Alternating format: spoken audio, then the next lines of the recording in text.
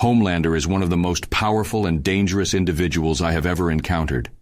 He is a superhero with incredible strength, speed, and other abilities, making him nearly invincible. However, his true danger lies in his mentality and the way he views himself and his role in society. Homelander is a deeply disturbed individual who has experienced significant trauma in his childhood. His upbringing and the abuse he suffered at the hands of his captors have left a permanent mark on him, leading to his current state of mind. He has an inflated sense of self-worth and believes that he is above the law and can do whatever he wants. This mindset has led Homelander to engage in horrific acts of violence and manipulation, all while presenting himself as a hero to the public. He is a master at manipulating people and using his powers to get what he wants. Homelander is not a person to be underestimated or taken lightly, as his actions have had severe consequences for countless innocent individuals. In this segment, I will go over him as a person, so that we can better understand how he came to be the monster he is today, so that we can find the best methods to take him down. Homelander's childhood wasn't your typical, go to school, make friends, play with crayons and making memories. No, he was not born naturally, but was instead created in a lab using genetic material from various sources.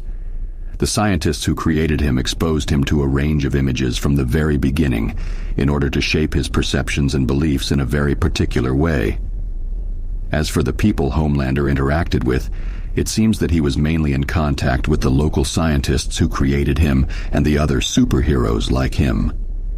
These individuals would likely have been quite distant and clinical in their interactions with Homelander, treating him as an experiment rather than a living being. One of the most tragic events of Homelander's childhood was the death of a female doctor who he had grown attached to. Homelander accidentally killed her by hugging her too tight, crushing her spine during one of their training sessions, and this likely had a profound impact on him. He may have felt a sense of guilt or shame for causing her death, or he may have been unable to process the emotional impact of what had happened. Whatever the case, this event likely contributed to his lack of empathy and willingness to use violence later on in life. We can say with certainty that Homelander's childhood was certainly not a happy one. He was created in a laboratory and exposed to a range of images and ideas from a very young age, all in an attempt to shape him into a specific kind of superhero. He was likely quite isolated and distant from the people around him, and the death of the female doctor was a particularly traumatic event. All of these factors likely contributed to the way Homelander turned out as an adult, with a tendency towards violence and a lack of empathy for those around him. Now that we understand a little more about Homelander's backstory, let's dive into the different ways we can take him down. Before I begin, if you guys enjoy this type of content, it would mean a lot to me if you would subscribe. We are on the road to 1,000 subscribers, and getting there would mean a lot to me. Anyways, without further ado, here are some methods I would consider using to defeat Homelander. Using Compound V against Homelander. Compound V is the substance that gives the Seven their powers. If we can acquire it, we could use it to our advantage. With the help of Starlight, who has inside knowledge of Vought and Compound V, we could create a weapon that could neutralize Homelander's powers.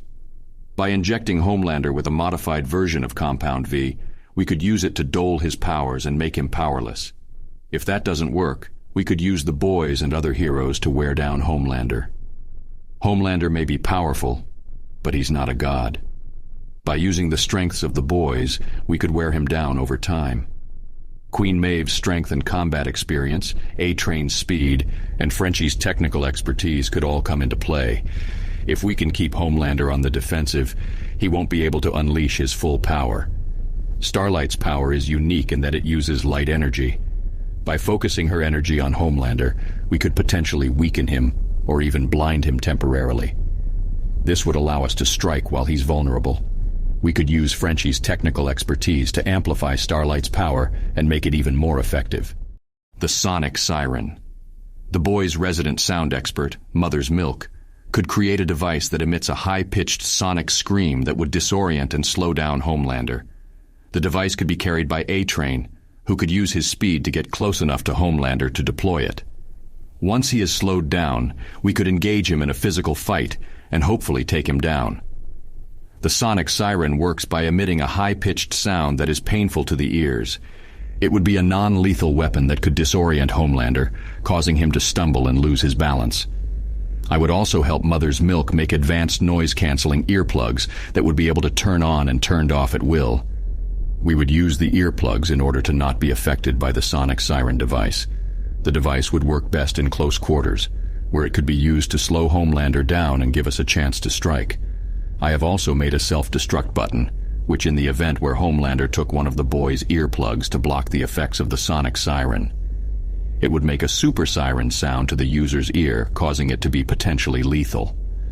I haven't experimented with it enough to know its true lethality.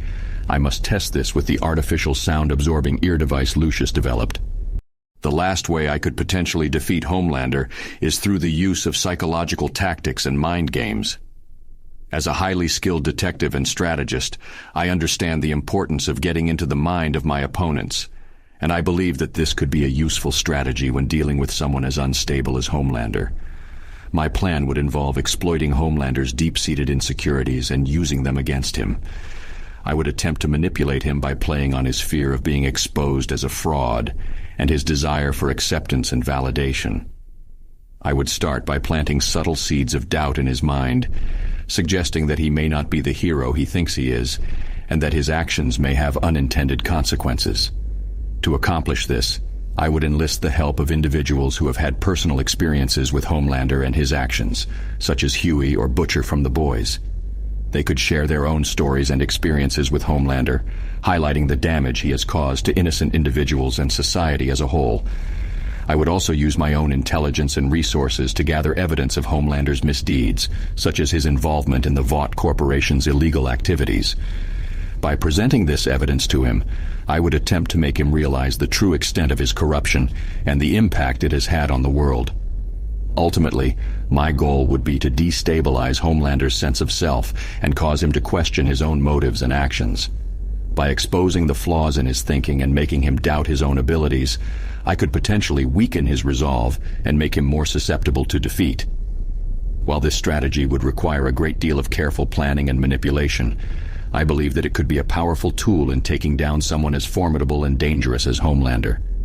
In conclusion, defeating Homelander would require a combination of strategy, teamwork, and special devices.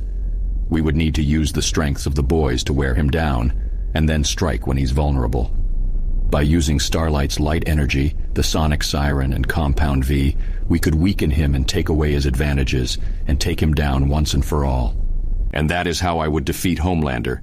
If you enjoyed this video, make sure to hit the like button and subscribe. Also, feel free to recommend more characters for me to take down in the comment section below. And remember that I am vengeance. I am the night. I am Batman.